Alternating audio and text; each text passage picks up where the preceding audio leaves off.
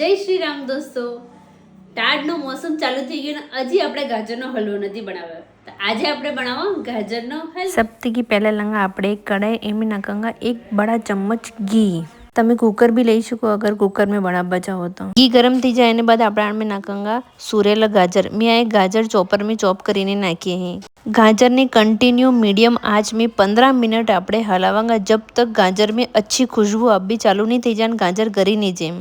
गाजर गरी जी एने बाद આપણે આમાં નાખંગા ખૂબ સારો દૂધ. મેં 1 કિલો ગાજર में 1 લીટર દૂધ નાખ્યું. તમે તમારે અકોર્ડિંગ નાખી શકો. દૂધ આપણે ગરમ કરીને નાખવાનું અને દૂધ નાખવા બાદ આપણે ફાસ્ટ ગેસ ઉપર કન્ટિન્યુ મિક્સ કરવો જબ તક દૂધ બરી નહીં જાય.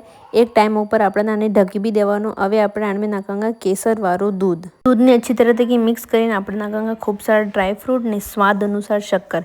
શક્કર નાખવા બાદ થોડું સો પાણી છૂટેगा એટલે આને अच्छी तरह से આપણે મિક્સ કરેंगे जब तक ગાજરનો હલવો ડ્રાય નહીં થઈ જાય तब तक આપણે આને કન્ટિન્યુ મિક્સ કરેंगे.